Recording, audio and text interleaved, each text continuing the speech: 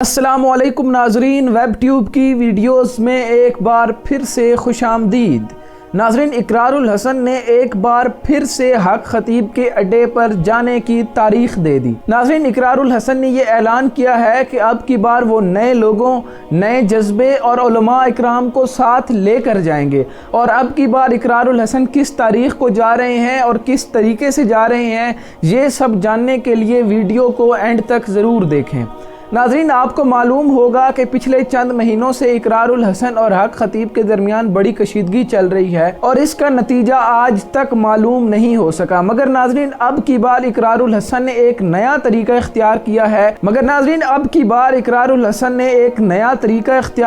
ہے، ایک نئی پولیٹکس کھیلی ہے۔ ناظرین، اقرار الحسن نے یہ اعلان کیا ہے کہ وہ اب کی بار حق خطیب کے پاس 23 مارچ کو جائیں گے۔ جی ہاں ناظرین، 23 مارچ وہ تاریخ جب پاکستان کی قرارداد منظور ہوئی، مگر ناظرین رمضان المبارک میں جانا کیا ٹھیک ہوگا، کیا مناسب ہوگا اقرار الحسن کے لیے؟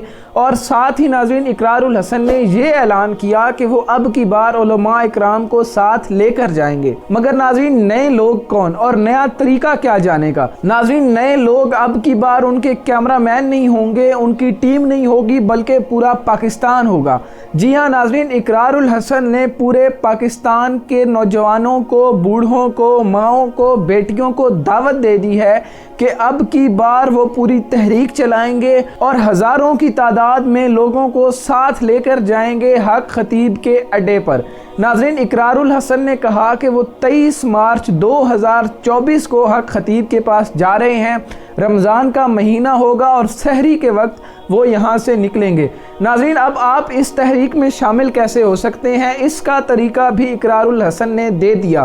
جی ہاں ناظرین، اقرار الحسن نے کہا کہ saream.organization پر جائیں، جا کر اپنے ممبرشپ کے لیے اپلائی کریں اور وہاں سے آپ اس تحریک کا حصہ بن سکتے ہیں۔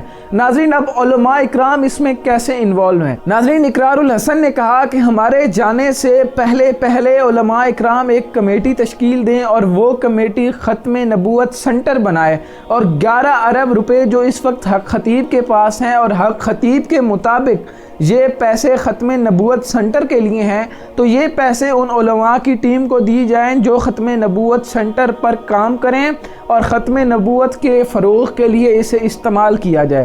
ناظرین اب اقرار الحسن نے تحریک کا باقاعدہ آغاز کر دیا ہے، جس طرح کوئی دھرنا ہو، اور اقرار الحسن نے کہا کہ 23 مارچ 2024 کو ہم سحری کلر سیدہ میں جا کے کریں گے، اور تب تک اس کے اڈے سے، اس کے آستانے سے نہیں اٹھیں گے جب تک وہ مان نہیں لیتا کہ میں جھوٹا ہوں، میں نے جھوٹ بولا ہے، میرے پاس کوئی کرامت نہیں ہے۔ ناظرین اب حق خطیب کے بھی انٹرویوز آنا شروع ہو چکے ہیں۔ کچھ دن پہلے اردو پوائنٹ پر حق خطیب سے ایک صحافی نے سوالات کیے کہ یہ پیسے آپ کے پاس کہاں سے آئے؟ 11 ارب روپے کوئی کم رقم نہیں ہوتی، اتنے اثاثے آپ کے پاس کہاں سے آئے؟ ناظرین اس کے جواب میں حق خطیب نے کہا کہ یہ میرے مریدوں نے مجھے دیے ختم نبوت سنٹر کے لیے۔ میرا سوال ہے حق خطیب صاحب سے کہ ختم نبوت کے لیے آپ نے کون سا کام کیا؟ سوائے نعرے لگانے کے آپ نے ایسا کون سا کام کیا جو ختم نبوت کے لیے کیا ہو؟ آپ نے اسمبلی میں کون سی قرارداد منظور کی؟ گھر میں بیٹھ کے نعرے مارنے سے کچھ نہیں ہوتا۔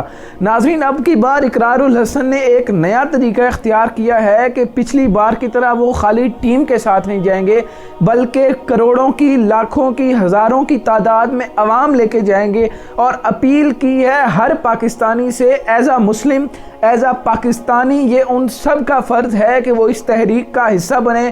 تو تحریک کا حصہ بننے کے لیے آپ کو اور کچھ نہیں کرنا، saream.organization پر جا کر ممبرشپ کے لیے اپلائی کر دینا ہے۔